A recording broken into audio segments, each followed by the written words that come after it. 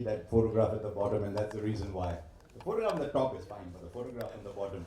So maybe when it's his turn, he will tell us about that photograph because I know he remembers. Only one person in this room has the right to contest anything that SMG does, and that is Milind in the front row, which is already done. But a word about Amrit, who I've had the pleasure of knowing for the number of years I've lost track of. We often say about people that they've got a ringside view of Indian cricket. Some of us have been given that title as well. We've been on the fringes. Here's someone who was actually in the middle of some path-breaking things that were happening in our cricket, but you never know. There was no grandstanding. There was no, I was there, I know it all. There were no scoops leaked somewhere. It was all done with the dignity of the times. And that is why a lot of us, when Amrit said, I've done a book, we said, I don't care where it is we are coming. Because there was always a certain amount of class associated with Amrit. He's even starting to look like one of our idols, Tiger.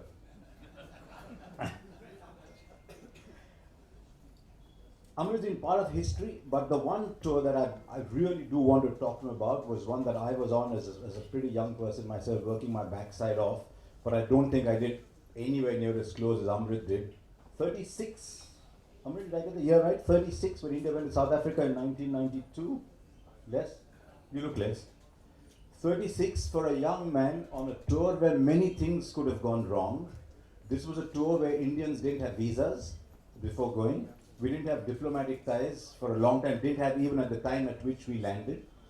And then to negotiate everything that was happening, walking a political tightrope, playing a difficult cricket series was I thought, an astounding job. Then 2004, then Pilcom. Actually, I think we don't write enough history in India ourselves. I think I'm culpable in that as well, but we don't write enough history. Amrit hasn't written the history, it's not his style to write history. He's just dropped us little teasers here and there in his style. कि ये ना ये ऐसे हुआ. And I purposely spoke ये ऐसे हुआ in Hindi because long before English became very prolific, Amrit had this habit in his newspaper columns of dropping the right Hindi word to explain exactly what he wanted to say.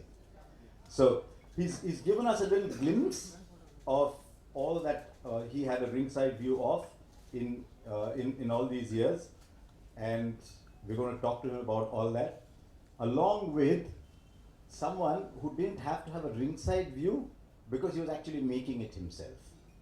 So it's good to have someone with a ringside view of history and someone who was writing history, making history, with shots that other than Milind, everyone is going to gawk over. SNG, all yours. Oh, sorry, Amrit first, because Sachin's going to get something for SMG first. Sachin, have you got the Parle Ji? Thanks, Akshay. And Sunny is the opener, but I'm getting a chance to go ahead of him today. At the CCI, it's great to be here. And one always feels the presence of Raj Singh Ji here. You walk in, and the first thing you remember is Raj Singh Ji, Rajbhai. What an outstanding, passionate ambassador of Indian cricket. And you can't come here and not remember him. What other memory I have of the CCI is, I saw a film called Love Marriage. Devanand was a cricketer. He made a big score at the CCI. And after a while, he goes to the heroine Bala Sinha, declares himself out and says, Mera dil leg before ho gaya. So that was the first instance of a batsman happily agreeing to an LB decision. Yeah. So I think Devanand is responsible for upholding the spirit of the game. So tribute to him. Anyway, more seriously, it's an absolute pleasure and honor to have Sunny here. And we know about his brilliance and his mastery. And I put those photographs there because all you have to explain or say about Sunny is there. That is perfection, that is poetry, that is art and science. So Sunny, fantastic. I think Sunny made 10,122 runs, and with each run, respect for Indian cricket grew. You know, he gave India the respect, and that reflected in the runs he made. It said that in those days, you know, Indian cricket and batting was not at its best. there was much of what was called Dhundo Dhundo Re Sajna. This is the term Sunny uses himself while batting. But Sunny had a bat which had only a middle. So phenomenal. Thank you very much, sir, for coming here and launching the book. Harsha also. Harsha said we go back a long way.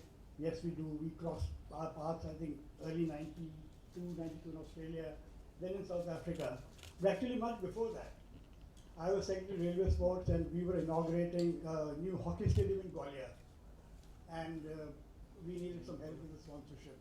So we approached Sunny as PNG to find us a sponsor, which he did. Then he deputed a young executive, Harsha Bogle, to come to Gwalior to make sure everything was all right. This was, I think, late 1980s.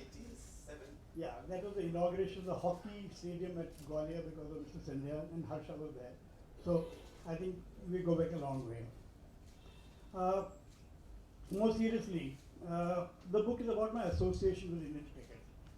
And this association happened by accident. It was not supposed to be.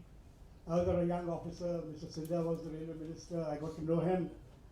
And he sort of opened the doors for me, he put me in a position which gave me access to the BCCI. He effectively gave me a cricket credit card with lifelong validity, which I'm still using. And he was an extraordinary man, very generous, very supportive. And I'm grateful that he found me worthy of his trust for such a long time.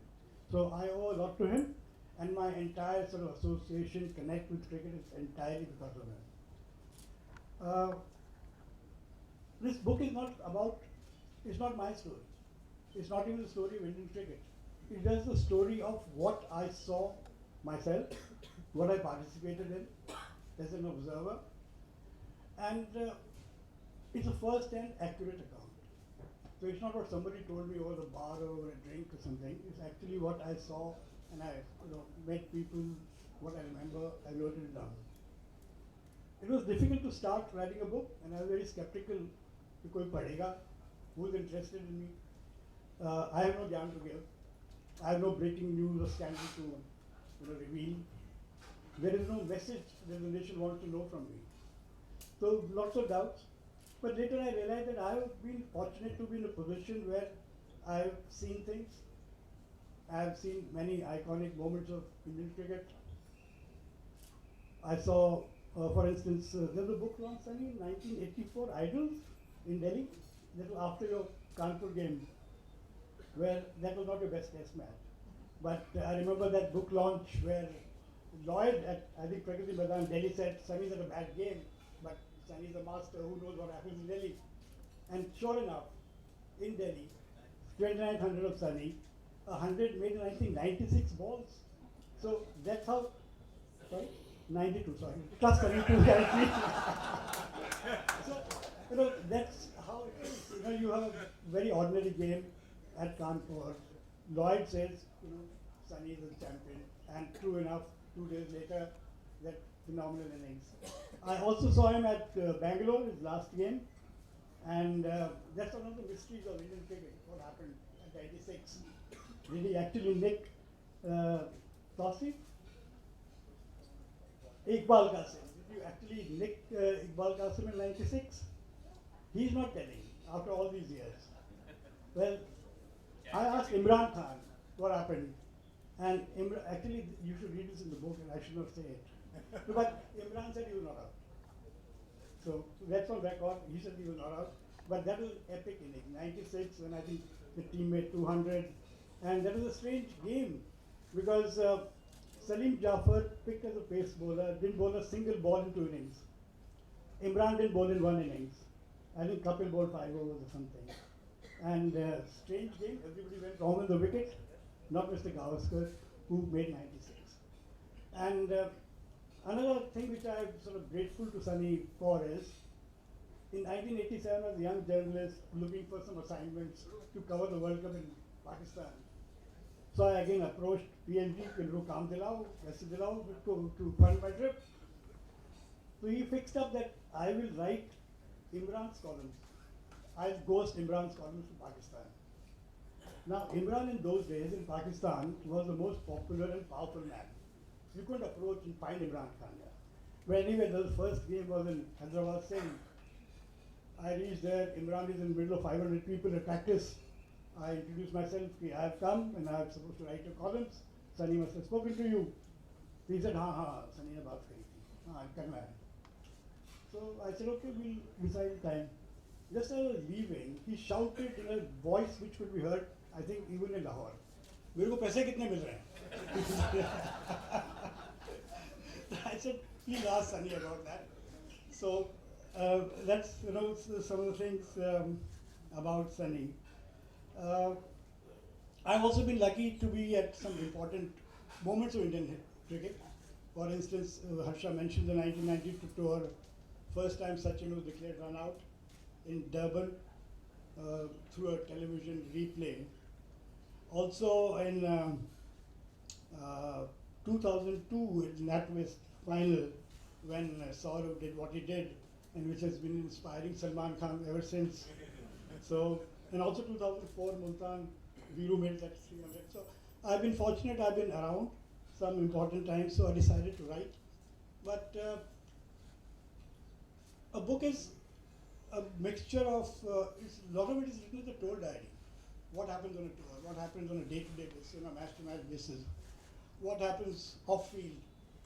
For instance, who sits where in a team bus? Does Sachin have an assigned place? How does Sachin choose his corner in the dressing room? What kind of fines are imposed for coming late? I think Sanjay is here, Sanjay Bhagat, around? Yeah. So I think Sanjay had the duty on one of the tours to collect fines. So he was the appointed वसूल करने वाला आदमी कि जो late आएगा पैसे Sanjay collect करेगा. So there is stuff like that. There is some information about table tennis tournaments in the team room.